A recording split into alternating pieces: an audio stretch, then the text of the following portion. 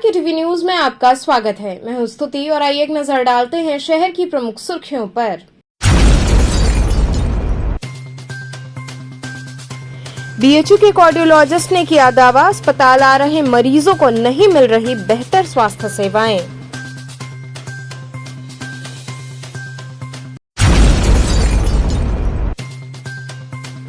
DAV PG college में आयोजित कार्यशाला में प्रोबेबिलिटी थ्योरी के विषय में दी गई जानकारी।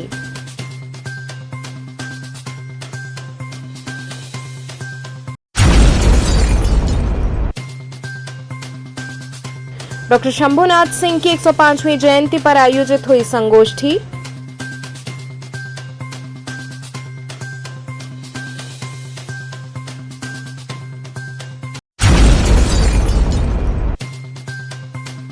और लोहटिया स्थित राम जानकी मंदिर एवं जगन्नाथ मंदिर में प्रभु को काढ़े व आम का लगाया गया भोग।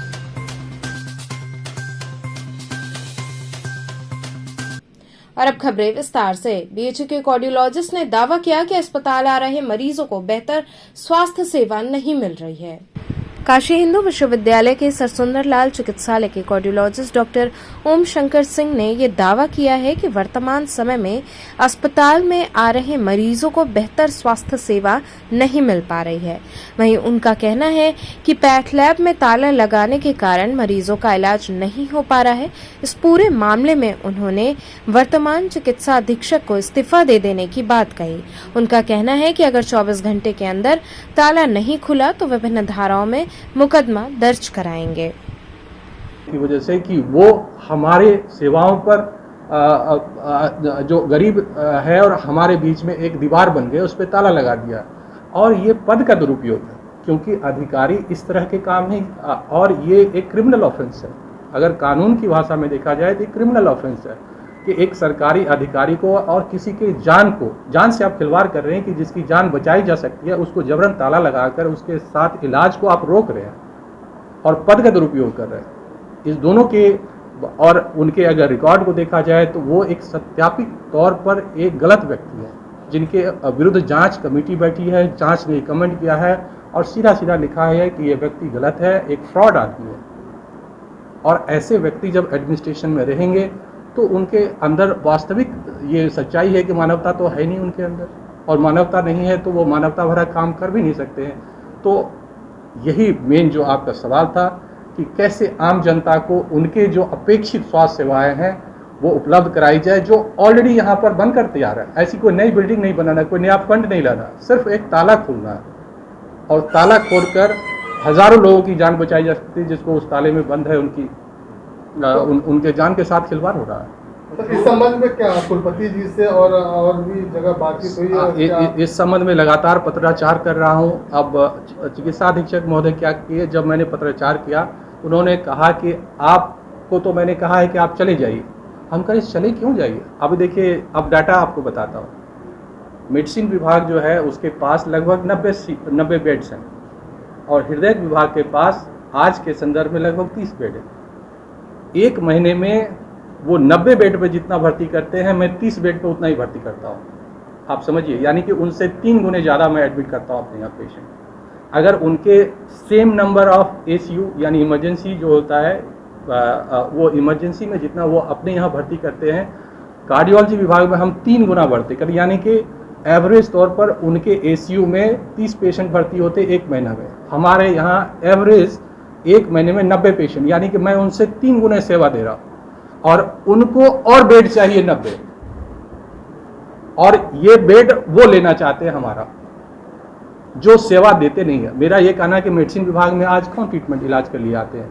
ज़्यादातर तो स्पेशलिटी सेंटर में चले जाते हैं। जाए अगर हार्ट की बीमारी तो हृदय रोग में चले जाते हैं, जो पहले मेडिसिन में दिखाते हैं। किडनी हो गई खराब तो किडनी में चले जाते हैं। अगर शुगर की कोई समस्या है तो वहाँ चले जाते हैं लोग एंडोक्राइनोलॉजी में। अगर पेट की समस्या है तो गैस्ट्रो में चले जाते हैं। तो इस तरह से अगर आप देखते हैं तो वो हर जो चीज़ें थी वो धीरे धीरे स्पेशलिटी विभाग में पेशेंट शिफ्ट हो गए। तो हमारे समझ से तो मेडिसिन की सेवाएं बढ़ाने की नहीं बल्कि घटाने की जरूरत है। और कहते हैं कि उनको रिकॉग्निशन, अगर आपको रिकॉग्निशन की जरूरत है तो कार्डियोलॉजी के बेड क्यों चाहिए? क्योंकि कार्डियोलॉजी तो खुद उनको ज़्यादा डिमांडिंग है। अगर आपको रिकॉग्निशन चाहिए तो आप सरकार के पास लेटर लिखिए, उनसे पत्र लिखकर अपने लिए अलग बिल्डिंग मांगिए, उसके लिए फंड मांगिए, उसका निर्माण करिए। लेकिन आप इसके बदले जो कि पहले से ही शॉर्टेज में चल रहा है, जो खुद अपने पेशेंट को बेड के अभाव में इलाज नहीं कर पा रहे हैं या एडमिट नहीं कर पा रहे हैं, उसी के बेड को आप ले लीजिएगा, तो ये तो गलत तरीका है ना।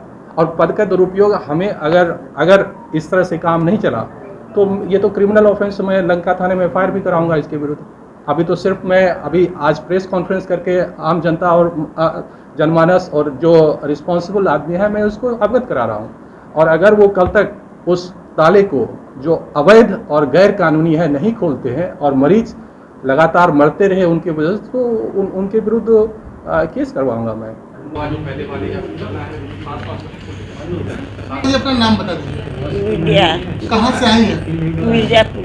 किस लिए आई थी, क्या दिक्कत था आपको? ये हमारे सीने में दर्द है, तो क्या इलाज हुआ बहुत कि नहीं? आसान दर्द है। तो इलाज हुआ कि नहीं, क्या दिक्कत आ रही है? इलाज तो हुआ, हाँ, तो बताए कि ऑपरेशन होगा। हाँ। तब यहाँ आए तो ऑपरेशन का कह रहे हैं कि मशीन नहीं ठीक है, एक हफ्ता के बाद आइए। एक हफ्ता बाद आना है अभी। हाँ, तो अभी दवा लेकर आप जा रहे हैं? इनको विगत 1 महीने पहले चेस्ट पेन और सनी पेन हुआ जो है महीने में 2 बार। जैसा कि मैं डॉक्टर ओमकारनाथ यादव जी के यहाँ सर के यहाँ BHU में दिखाने के लिए, पर्ची पेशेंट ने दवा लिखा, लेकिन अपनी मजबूरी को उन्होंने व्यक्त किया मेरे सामने कि मशीन चूँकि यहाँ की ख़राब है और माँ के दर्द को देख कर, बहुत असहनीय दर्द को देख करके डॉक्टर साहब भी दुखी हैं। एक मजबूरी डॉक्टर साहब की है कि यहाँ पे मशीन ख़राब है। 1 हफ्ते के समय के लिए उन्होंने मुझसे कहा है जो कि अपनी माँ को लेकर आइए। डीएवी पीजी कॉलेज में आयोजित कार्यशाला में तीसरे दिन प्रोबेबिलिटी थ्योरी के विषय में जानकारी दी गई। डीएवी पीजी कॉलेज के वाणिज्य विभाग में 10 दिवसीय राष्ट्रीय कार्यशाला के तीसरे दिन का प्रथम सत्र डॉक्टर राहुल के द्वारा प्रोबेबिलिटी थ्योरी के साथ आरंभ हुआ। इस कार्यशाला में देश के विभिन्न राज्यों से 50 प्रतिभागी सम्मिलित हुए। ये राष्ट्रीय कार्यशाला 30 जून तक चलेगी। कार्यशाला के समापन होने पर प्रतिभागियों को सर्टिफिकेट प्रदान किया जाएगा। कार्यशाला में प्रमुख रूप से डॉक्टर राहुल, कार्यशाला संयोजक डॉक्टर संजय कुमार शाह, प्रदीप कमल, डॉक्टर श्रुति अग्रवाल, भव्या मिश्रा सहित अन्य लोग शामिल रहे। सर, आज किस तरह का कार्यशाला चल रहा है? आज हमारा जो 10 दिवसीय कार्यशाला चल रहा है उसके कॉमर्स डिपार्टमेंट में, उसका आज तीसरा दिन है। और आज इसमें हमारे यहाँ BHU से प्रोफेसर BP सिंह जी जो है उनका लेक्चर है। और पहले सेशन में मैं स्टूडेंट्स को प्रोबेबिलिटी थ्योरी और इन्फ्रेंस के बारे में उनसे डिस्कस कर रहा हूँ, उनको उनकी बारीकियों को बता रहा हूँ। क्या लाभ मिलेगा इस चीज़ का? इसका उनके रिसर्च में बहुत ज़्यादा लाभ मिलेगा। उनको रिसर्च करने में बहुत आसानी होगी और वो इन्फ्रेंस आसानी से ड्रा कर पाएंगे अपने डेटा के बारे में। कहाँ के छात्र हैं? ये छात्र हमारे यहाँ जो है दिल्ली से आए हैं, बिहार से आए हैं, हमारे यहाँ फैकल्टी भी आए हैं, दिल्ली यूनिवर्सिटी के स्टूडेंट्स से हैं, गोरखपुर से हैं, जौनपुर से हैं और विद्यापीठ से हैं, BHU से हैं। इसका समापन 30 जून को है, जिसमें कि हमारे कॉलेज के प्राचार्य जी, हमारे हेड और बाहर से जो है हम गेस्ट को भी बुला रहे हैं। सभी स्टूडेंट्स को जो है सर्टिफिकेट डिस्ट्रीब्यूट होगा और इसमें जो है टोटल जो है 50 स्टूडेंट्स जो है पार्टिसिपेट। शंभुनाथ सिंह की 105वीं जयंती पर संगोष्ठी का आयोजन हुआ। नवगीत भारतीय संस्कृति का मूल गान है और शंभुनाथ सिंह इसके गायक। भारतीय संस्कृति एक सतत प्रवाहमान धारा है जो सहस्त्राब्दियों से साहित्य, कला और संस्कृति के विविध आयामों को लेकर निरंतर बहती आ रही है और अनेक सांस्कृतिक धाराएं इसमें आकर मिलती हैं, किंतु वे इसे संक्रमित करने की बजाय इसे और समृद्ध बनाती हैं। ये विचार उत्तर प्रदेश सरकार के संस्कृति एवं पर्यटन मंत्री ठाकुर जयवीर सिंह ने व्यक्त किए।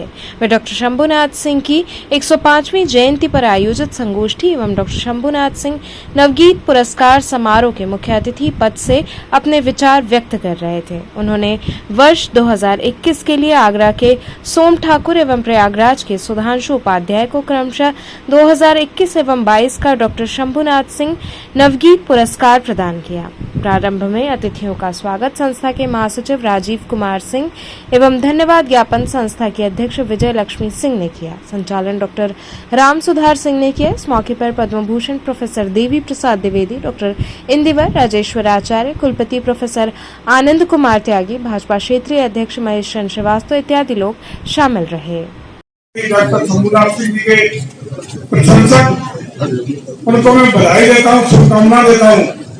डॉक्टर साहब के साहित्य के क्षेत्र में जो पूरे देश के लिए उन्होंने साहित्य के लिए काम किया, उनको चिरस्मरणीय बनाने के लिए लगातार जो कार्यक्रम चलाए जा रहे हैं वो निश्चित रूप से प्रशंसनीय है। मैं उनकी संस्था से जुड़े हुए सभी लोगों को अपनी ओर से, प्रदेश सरकार की ओर से बधाई और शुभकामनाएं देता हूँ और आश्वस्त करता हूँ कि कल्चरल क्षेत्र में, कल्चर के क्षेत्र में जो भी डॉक्टर साहब का योगदान रहा है उसके लिए संस्था के माध्यम से जो क्रियाकलाप और उल्लेखनीय कार्य किए जा रहे हैं उसमें जब कभी भी, जहाँ कहीं भी ये प्रदेश सरकार की सहयोग की अपेक्षा होगी, हम निश्चित रूप से प्रदेश सरकार से अपेक्षा करते हैं पूरा सहयोग हमारी तरफ से रहेगा। क्योंकि इतना हम लोग ग्राम से हमारे मुख्यमंत्री का 3 बार मैसेज आ चुका है, मुझे अच्छा लगता कि सारे सरकारी कार्यक्रम भी आगे करते हुए आ रहा, लेकिन डॉक्टर साहब के तरफ मेरा इसमें डॉक्टर अमरदेव सिंह जी का आदेश और क्या हमारे पार्टी के लोगों का आपके प्रति लगाव, उसमें उसकी बदौलत आपके बीच में हूँ और भरोसा दिलाता हूँ सुने आएंगे, आपसे मिलेंगे और डॉक्टर साहब के क्रियाकलाप साहित्यिक क्षेत्र में उनके योगदान के लिए जो भी हम लोगों से बन पाएगा हम लोग हमेशा सहयोग के लिए तत्पर रहेंगे। लोहटिया स्थित राम जानकी मंदिर एवं जगन्नाथ मंदिर में प्रभु को काढ़े व आम का भोग लगाया गया। भीषण गर्मी को देखते हुए लोहटिया स्थित राम जानकी मंदिर एवं जगन्नाथ मंदिर के पुजारी देवेंद्र नाथ चौबे ने प्रभु को काढ़ा व आम का भोग लगाया। मंत्रोच्चार के बीच भगवान से वर्षा होने की प्रार्थना की गई। पुजारी ने बताया कि अब तक लोगों को गर्मी से राहत नहीं मिल पाई है, लोगों का सड़कों पर चलना मुश्किल हो गया है। इसे देखते हुए प्रभु से प्रार्थना की गई है ताकि इस गर्मी से लोगों को राहत मिल सके। गुरु जी किस तरह का आज पूजा जप कर रहे हैं आज बाबा का? भगवान का आज आम का भोग लगाया गया है। जगन्नाथ जी को काढ़ा का भोग लगता है सुबह, और उसके बाद यही भगवान से प्रार्थना है कि जो आज इतनी भीषण गर्मी पड़ रही है तो उससे भगवान निजात दिलाएं और ताकि जनता को राहत मिले। सीर गोवर्धनपुर क्षेत्र में सीवर समस्या से लोग परेशान हुए। लंका थाना अंतर्गत सीर गोवर्धनपुर में सड़क पर बहते सीवर के गंदे पानी से स्थानीय लोग काफी परेशान हैं। स्थानीय लोगों का कहना है कि हर साल इस तरह की समस्या उत्पन्न होती है, लेकिन शासन प्रशासन और अधिकारी इस समस्या का निदान नहीं कर रहे हैं। सीवर का पानी घरों में भी आ रहा है, जिससे डर बना हुआ है कि कहीं कोई बीमारी न हो जाए। सड़कों पर भी लोगों को आने जाने में काफी परेशानियों का सामना करना पड़ रहा है। वहीं इससे दुकानदार भी काफी परेशान हैं। समस्या है और कितने दिनों से है यह समस्या? समस्या भाई आज की समस्या नहीं है, ये कम से कम 8-9 साल हो गया। जब भी बरसात आती है, हल्का फुल्का भी बरसात चालू होता है, तुरंत इस नाले का पानी बहने लगता है। अभी कितने दिन से ये समस्या अभी करीब 10 दिन से हो गया है। हाँ, कितनी दिक्कत हो रही है? परेशानी तो बहुत काफ़ी हो रही है आने जाने के लिए। नाले का पानी है, लोग रुकते नहीं है, और यहाँ पर करीब लगभग 150 गांव के जो आसपास हैं, इस रास्ते से कॉलोनी के लोगों के सभी लोगों की बहुत दिक्कतें हैं। और हम लोग अभी 3-4 दिन पहले जल विभाग में एक सूचना दिए थे, बोला कि भैया हमारा काम नहीं है, सड़क वाले का काम है। हाँ, इसको कोई सुनवाई नहीं हुई, कोई हल नहीं निकला। आगे अगर समस्या का समाधान नहीं हो तो क्या कर सकते हैं? तो इसके लिए क्या करना, धरना प्रदर्शन के सिवा क्या किया जाएगा? अब आगे के लिए यही विचार बनाया गया है कि कोई सुनवाई नहीं होगी तो धरना प्रदर्शन किया जाएगा। क्या समस्या है? समस्या यह है कि सीवर का पानी बहता है, हमारे घर में जाता है, आंगना में महकता है, गमकता है। और इस पानी का बात कि कब से कितना बदबू कर रहा है? ये बहुत बदबू कर रहा। हाँ। अब क्या करना, बर्दाश्त करे के बाद। यहाँ रुकेंगे एक छोटे से ब्रेक के लिए। आप बने रहिए KTV के साथ।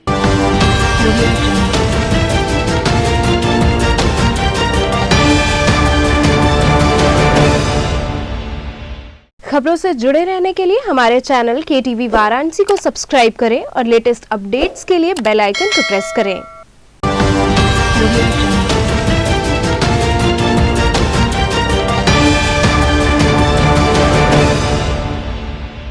ब्रेक के बाद आपका स्वागत है। BHU अस्पताल में कार्यरत दैनिक वेतनभोगी कर्मचारियों को जारी आउटसोर्सिंग अधिसूचना रद्द करने हेतु कर्मियों ने सेंट्रल ऑफिस का घेराव किया। काशी हिंदू विश्वविद्यालय स्थित सेंट्रल ऑफिस पर आउटसोर्सिंग कर्मचारियों ने पहुंचकर ऑफिस का घेराव किया। वहीं चीफ प्रॉक्टर ने पहुंचकर कर्मचारियों को समझा बुझाकर कुलपति से मिलवाने की बात कही।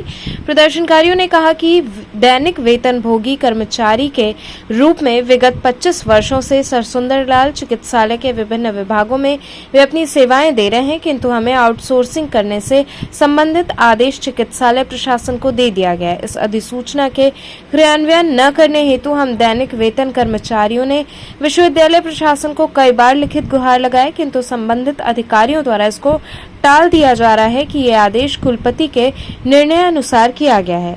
उन्होंने चिकित्सालय में भी 98 दैनिक वेतनभोगी कर्मियों की व्यवस्था यथावत रखने हेतु उचित कार्रवाई की मांग की। यहाँ आई थी, आज क्या समस्या है आपको? सर समस्या यही है कि हम लोग इतने लंबे समय से काम कर रहे हैं डेली वेजर में, और आज ये स्थिति है कि हम लोग को कंपनी में कन्वर्ट कर रहे हैं। तो हम लोग का यही मांग था कि जैसे हम लोग रह रहे थे, डेली वेजर काम कर रहे थे, ऐसे ही हम लोग रहें अपना। अगर हम लोग के लिए कुछ अच्छा नहीं हो रहा है, कुछ बुरा भी ना हो। आज किनसे मुलाकात की, आप लोगों ने क्या बातें रखी है? सर यही बात थी कि हम लोग डेली वेजर हैं तो हम लोग डेली वेजर ही रहें, हम लोग को कंपनी में कन्वर्ट न किया जाए। बच्चों का एडमिशन वगैरह है सर, कभी हम लोग कंपनी में जाएंगे तो वो सुविधा हमको थोड़ी मिलेगी बीएचयू की। तो अभी यहाँ पे क्या आश्वासन मिला? आश्वासन यही मिला सर कि ये चीफ प्रॉक्टर वाले लोग थे। कंपनी वाला क्या करेगा हम लोग के साथ, लोग क्या चीफ प्रॉक्टर वाले इन्होंने यही कहा कि 10 साल 20 साल से लोग काम आप लोग को बीसी से हम 2 लोगों को मिलवाएंगे, और सारी चीज जो ये चीज़ आपका डेली वेजर है वो डेली वेजर नहीं रहेगा। उनका यही कहना है सर। हम लोग यही चाह रहे हैं कि हम लोग डेली वेजर हैं तो डेली वेजर ही रहें, क्योंकि बहुत लंबा समय काम करते बीत गया, 10 साल 15 साल और हम लोग काम करेंगे। तो लगभग कितने सालों से आप काम कर रहे हैं यहाँ पे? सर हम लोग 2011 से कर रहे हैं। समस्या सर हम लोगों की ये है कि हम लोग केवल 98 को ही प्राइवेट किया जा रहा है, आउटसोर्स कंपनी में डाला जा रहा है, क्योंकि हमारी मांग है कि हमको बीएचयू की तरफ से जैसे वैसे ही रहने दिया जाए। और विभिन्न विभागों में सर सुंदरलाल हॉस्पिटल में ही 36 लोगों का, 26 लोगों का, 20 लोगों का सबका सैंक्शन आया मैंडेज में, केवल हम ही लोगों के सैंक्शन से समस्या हो रही है सबको। अब ये क्या हो रहा है नहीं पता है, और हम लोगों का बस यही कहना है कि एक बार वीसी साहब से हम मिल लें। अगर वो कह देते हैं कि नहीं आप लोग प्राइवेट में ठीक हैं रहिए तो रह जाएंगे, कोई दिक्कत नहीं है। हमारी बस इतनी ही मांगे, हम वीसी साहब से मिल लें। तो आज कहाँ आए थे? हम लोग आए थे वीसी सर से मिलने, तो चीफ डॉक्टर द्वारा बोला गया कि हम आप 2 लोगों को वीसी सर से मिलवाएंगे। आज क्या मांग क्या थी आप लोगों की? हमारी मांग बस यही है कि हमको कॉन्ट्रेक्चुअल जैसे मैंडेज में थे कॉन्ट्रेक्चुअल बीएचयू की तरफ से सही रहें, हमको कंपनी में आउटसोर्सिंग में न किया जाए प्रिंसिपल सिक्योरिटी में। अगर आप बातें नहीं मानेंगे तो आगे क्या आप लोग करेंगे? आगे क्या करेंगे अभी तो समय बताएगा, लेकिन जो भी है हमने आज भी शांति से ही बोला है, सरलता से। न हमने कोई गेट जाम किया है न कुछ किया है, कहीं जहाँ बोले वहाँ खड़ा होकर, यहाँ धूप में खड़ा ही हैं, आप देख ही रहे हैं। किसी से कोई झगड़ा न लड़ाई, क्योंकि सब अपने ही भाई हैं। हम लोगों को बस यही करना है कि वीसी साहब बता दें कि क्या समस्या है, अगर नहीं है तो हम लोग उसी में कर लेंगे, कंपनी में ही कर लेंगे। विश्व आयुर्वेद परिषद व काशी मंडल वैद्य सभा द्वारा संगोष्ठी आयोजित की गई। विश्व आयुर्वेद परिषद एवं काशी मंडल वैद्य सभा के संयुक्त तत्वाधान में नागकुआ मंदिर परिसर में आचार्य कुंदन पांडे एवं आचार्य तुलसी पांडे द्वारा पूजन अर्चन का कार्यक्रम संपन्न कराया गया। इसके बाद संगोष्ठी आयोजित की गई। अध्यक्षीय उद्बोधन में डॉक्टर सुभाष श्रीवास्तव ने कहा कि निरोगी काया के लिए योग का व्यापक महत्व है। नियंत्रित मन वाले को योगी और अनियंत्रित मन वाले को भोगी कहते हैं। मन को नियंत्रित करना ही योग का मुख्य उद्देश्य है। वहीं इस मौके पर Umakant Srivastava, doctor Dinesh Singh, doctor SD Yadav, doctor Shailendra इत्यादि लोग शामिल रहे। प्रातःकाल हम लोगों ने पंचगंगा घाट पर योग का प्रशिक्षण, शिक्षण और योग के बारे में कुछ कार्य किए हैं, क्योंकि यह स्थान महर्षि पातंजलि का तपस्थली रहा है।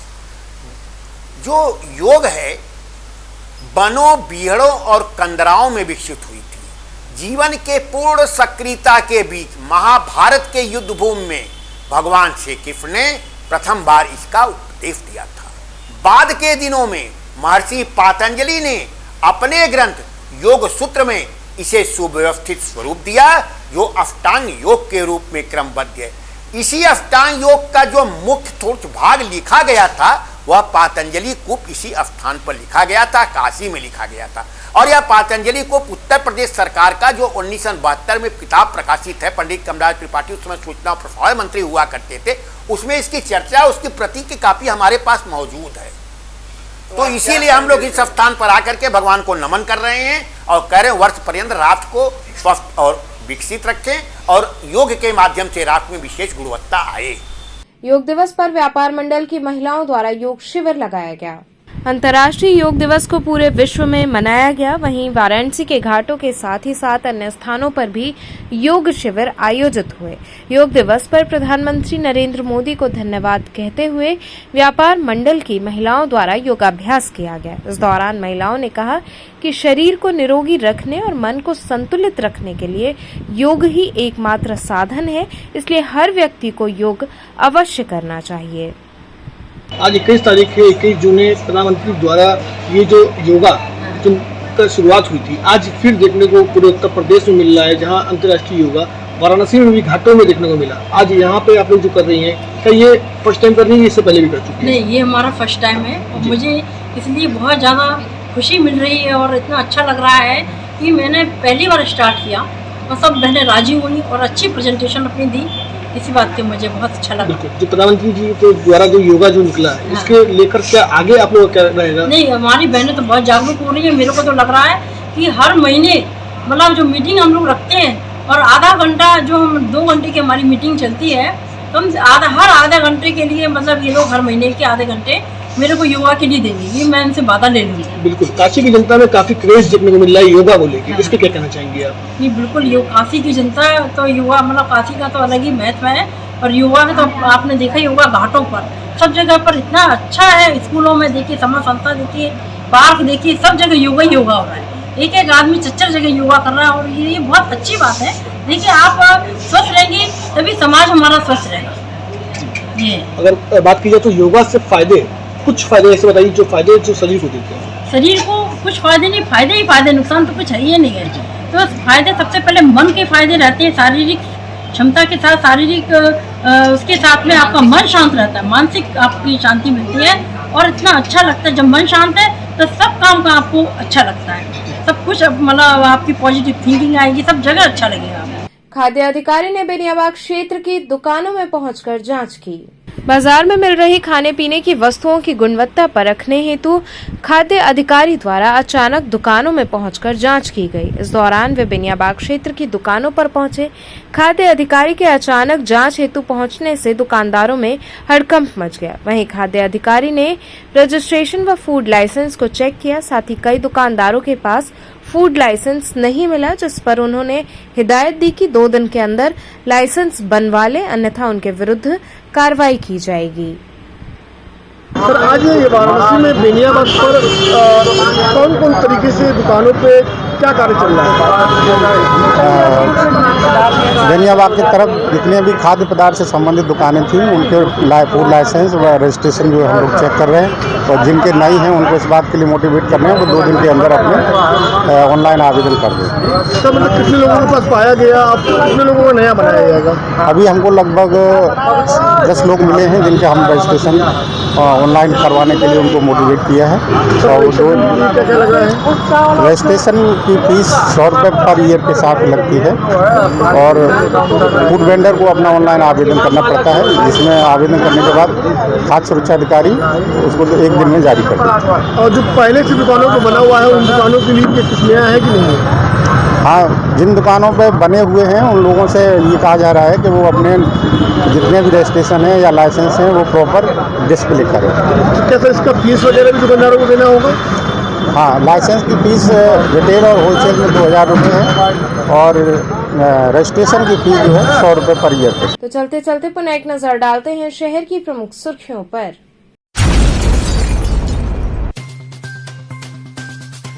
बीएचयू के कार्डियोलॉजिस्ट ने किया दावा, अस्पताल आ रहे मरीजों को नहीं मिल रही बेहतर स्वास्थ्य सेवाएं।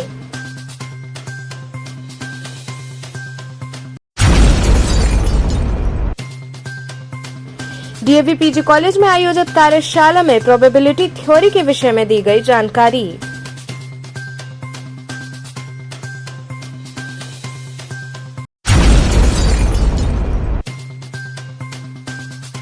डॉक्टर शंभुनाथ सिंह की 105वीं जयंती पर आयोजित हुई संगोष्ठी।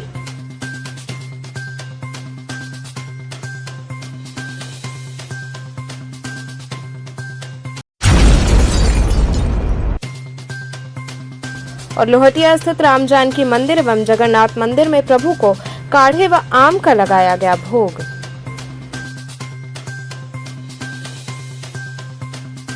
तो ये थे आज के समाचार। कल फिर होगी मुलाकात, तब तक के लिए नमस्कार।